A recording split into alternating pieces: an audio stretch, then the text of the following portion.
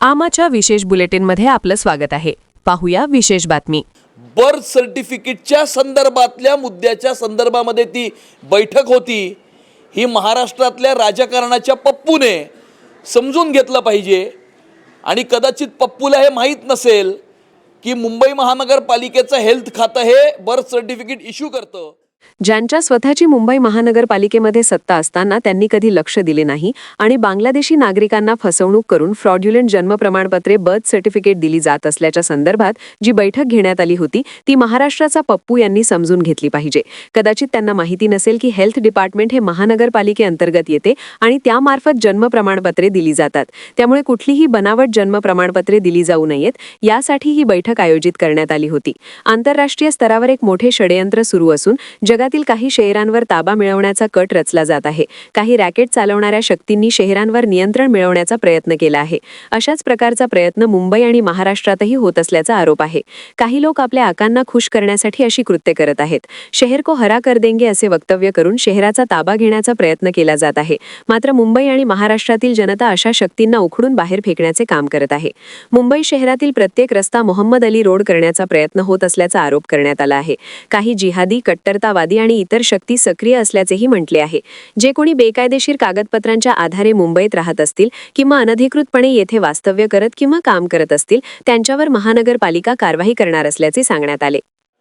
एक आंतरराष्ट्रीय दर्जाचं षडयंत्र हे संपूर्ण जगामध्ये सुरू असून जगातल्या काही शहरांचा ताबा घेण्याचा त्यामध्ये कट रचला जात आहे। पश्चिमी देशातल्या काही शहरांचा ताबा काही सेपरेटिस्ट फंडामेंटलिस्ट रॅडिकल शक्तींनी घेतलेला आहे।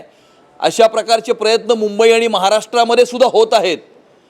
मुंबई आणि महाराष्ट्रातले काही राजकीय पक्ष आणि काही राजकीय नेते या आंतरराष्ट्रीय दर्जाच्या षडयंत्राचा भाग किंवा भागीदार या ठिकाणी झालेले आहेत आणि त्यामुळे आपल्या आकांना खुश करण्याकरता त्यांचे मकसद हासिल करण्याकरता काही लोक अशा प्रकारची काही वक्तव्य करतात। काही लोक म्हणतात की हम पुरे शहर को हरा कर देंगे। काही लोक टिपू सुलतानचा फोटो लावतात। परवाच मुंबईच्या महानगरपालिकेमध्ये MIMच्या नगरसेवकांनी हिरव्या रंगामध्ये या ठिकाणी महानगरपालिकेमध्ये प्रवेश केला होता। आंतरराष्ट्रीय दर्जाच्या कटकारस्थानाचा हा भाग आहे। परंतु मुंबई आणि महाराष्ट्राच्या जनतेने अशा प्रकारच्या सर्व कारस्थानांना एक चांगलं उत्तर हे महाराष्ट्राच्या विधानसभेच्या निवडणुकीत आणि महाराष्ट्राच्या स्थानिक स्वराज्य संस्थांच्याही निवडणुकीमध्ये दिलेलं असून अशा प्रकारच्या सर्व शक्तींना मुंबई आणि महाराष्ट्राची जनता येणाऱ्या काळामध्ये उखडून फेकल्याशिवाय राहणार नाही। मुंबई शहराचा प्रत्येक रस्ता हा मोहम्मद अली रोड करण्याचा प्रयत्न काही शक्तींचा आहे।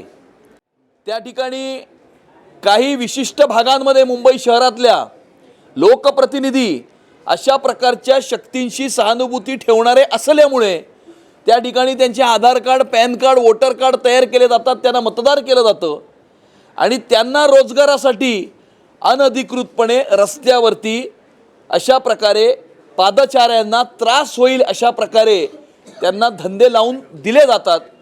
अशा प्रकारच्या सर्व इल्लीगल इमिग्रंट्स जे अनधिकृतपणे या मुंबई शहरामध्ये आले आहेत, अनधिकृतपणे मुंबई शहरामध्ये राहत आहेत आणि अनधिकृतपणे मुंबई शहराच्या रस्त्याला त्यांनी विळखा घातलेला आहे। अशा प्रकारच्या सर्व अनधिकृत एलिमेंट्सवरती मुंबई महानगरपालिका कारवाई करेल।